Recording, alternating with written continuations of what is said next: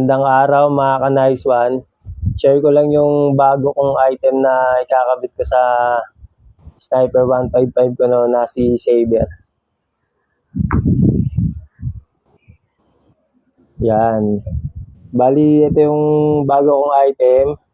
Ang tawag dito, cowling front panel, no? So, pwede rin siya sa Sniper 155R yan. So, tingnan nyo yung itsura nila, yung differences nila, di ba? Yan. So, tingnan natin sa malapitan.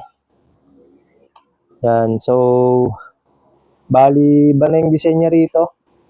Yan. So, may nakatakip lang dyan guys, pero ano to? Screen yan, no? Yan, no? So, yan.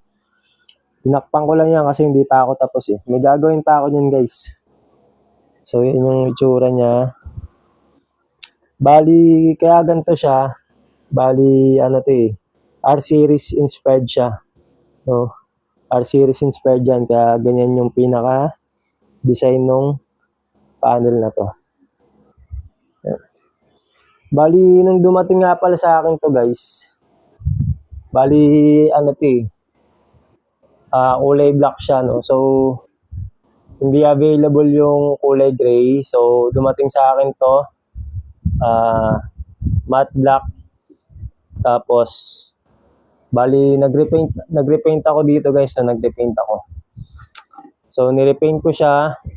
Siyempre, una nating ginawa, wet sanding. Wet sanding tayo. Para kuminis, no? So, wala yung bako-bako. Kasi medyo may ano siya eh. Hindi ganun kapulido nung dumating sa akin. Tapos kung mag-wet sanding, nag-ano tayo. Nilapatan natin ng primer gray, no? So, primer gray. Ito yung gamit nating primer gray. Yan. So, Bosni primer gray. Yan. So, bali ginamit nating sandpaper 300 to 400 grit.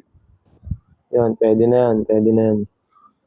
Tapos, first coating ako ng primer gray. Tapos, pinatuyo ko siya ng 2 oras. So, after nun, so, ginawa ko, ulit ako eh. May mga part kasi siya na hindi ganun kakinis. So, ang ginawa ko, wet sanding ulit, no? So, ano lang, mga 800 to 1,000 grit na yung gamitin nyo. Parang kinisin nyo lang yung mga part na, kung may makita kayong part na medyo sablay, bako-bako, magaspang. So, wet sanding nyo lang bago nyo ulit lapatan, no? So, syempre, pupunasan nyo, tuyuin nyo muna bago nyo ulit i-second coat. So, after ko na siya napatuyo, bali, second coating na tayo. So, after ng second coating, bali, 2 hours ko ulit siyang pinatuyo, no? And then, nung okay naman na siya, sa tingin ko okay naman na siya, ginawa ko, bali, pinunasan ko lang siya. Inugasan ko muna siya ng Joy, no, na dishwashing liquid. So, inugasan ko siya para tanggal yung mga langis-langis, kung ano mang nadikit dyan, mga dumi, ganun, para mas maganda. Inugasan nyo ng dishwashing liquid yan. Joy lang. Tapos, after nang patuyuin nyo, no, so punasan nyo lang, patuyuin nyo. Tapos, yun, pwede nyo na ulit siya lapatan ng So, na ako yung main coat na. No, itong ginamit ko.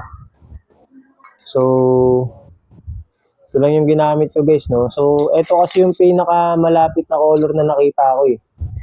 Na gray, itong Lotus na brand na to. So, yan.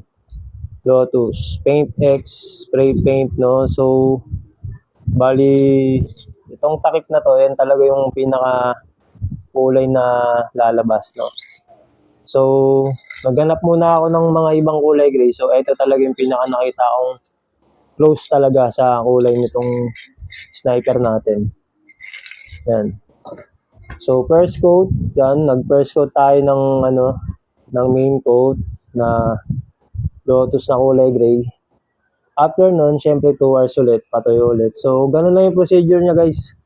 No, every 2 hours patuyuin niyo para mas maganda yung pagkakatuyo niya. Under sunlight, mas maganda. Tapos, ganun lang naman eh. Kung makita nyo okay na yung pagkakapintura nyo, wala namang ng mga rough or mga bukol-bukol, pwede nyo na siyang ulit second coating, no. So punasan nyo lang maigi. Yan. Tapos ngayon, so ang nangyari na dito, nalapatan ko na to ng pinaka top coat niya. So ginamit kong pang top coat ito. Yan, Mr. DIY na lacquer. 190 lacquer yan. So yan, ito yung ginamit kong top coat, no. So ang nagawa ko, first coating pa lang. So ang bala ko talaga, gawin kong hanggang 3 coating to no. So gagawin kong 3 coating. So meron pa akong 2 coating na gagawin dito. Yun. So yun ang activity na gagawin ko ngayon. Bali, maghahanap ako ng mapipwestuhan dyan sa lugar dito malapit sa amin kasi hindi talaga pwede rito at dikit-dikit ang bahay, no, tabi-tabi. May mga bata, may mga matatanda. So, yun yung gagawin natin. Kaya lang napansin ko, medyo may mga rough siya, magaspang na part, no.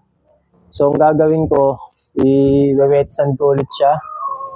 Gagamit ako ng 1,000 grit, no. So, ispatan ko lang yung mga yung mga medyo magagaspang na part. Ito, meron dito. Yan. So, hahanapin ko lang siya. Tapos yun lang yung i-wet sand ko. Sandpaper, no? Tapos, hugasan ko ulit siya ng dishwashing liquid, no? So, may joy akong binili dito. So, yan. Hugasan ko lang, tapos patuyo, tapos larga na ako dyan, nahanap na ako ng pesto. So, yun guys, mga ka-nice one, samahan nyo ako, let's go! Yan, so nandito na ako sa location, dito sa Bridgetown, Rosario, Pasig, no? So, dito tayo magta-top coat, no? Dito tayo mag-spray paint ng top coat. Yan. Yan, so magandang sikat ng araw guys, mainit dito, mainit. Tirik na tirik yung araw. So ayan mga ka-nice one, no. So bali binilad ko muna siya sa araw para tuyong-tuyo. Yan. Tapos napunasan ko na rin yan. Punasan ko na yan, tapos yan, lalapatan na natin yan maya-maya. Yan, no, mga ka-nice one, no. Bali start na tayo dyan. Yan. Medyo mahangin. Kaya humihinto-hinto ako dyan, no. So, hintay ko muna huminto yung hangin kasi na-apektuhan yung buga. So, lumiliko yung paint na lumalabas, no. Yung buga ko lumiliko. Yan. Pero sana maging maganda kalabasan nito, guys. So yun mga ka-nice one, bali nakabalik na ako dito sa bahay, bali natapos ko na siya. So yung final coat na lacquer na ginamit ko, no, so top coat. Bali ito na yung naging itsura niya. Yan, tinanggal ko na rin yung takip dito. Yan, kita niyo na ngayon yung screen, no. Ayan, no. Bali lumitaw na yung pagka R-series na inspired niya, no? Yan, bali ganyan yung itsura niya, guys. Ganda, di ba? Yan, so bali next activity ko na ito, installment na. Tapos baka mag-modify daw ng mga decals nito. Yan, installment nyo. Abangan nyo yan sa part 2 ng video, no? For installment na yon. Tapos meron na rin akong emblem na ilalagay dito. Yan, may emblem na ako na nabili dyan. Yan. So, abangan nyo yan guys sa next video, part 2. Cowling, over panel, no? Sniper 155, 155R yan, pwede. Tignan nyo naman, no? Kung gaano pogi niya, no? Yan. So, yun. Like nyo yung video. Subscribe nyo yung channel ko. No? Sana, nabigyan ko na naman kayo ng bagong tips. No? Modification na idadagdag na naman natin sa angas ng mga motor natin. Yan. So, hanggang dito na lang muli yung video natin. So, sana nakatulong. Yan. Nice one.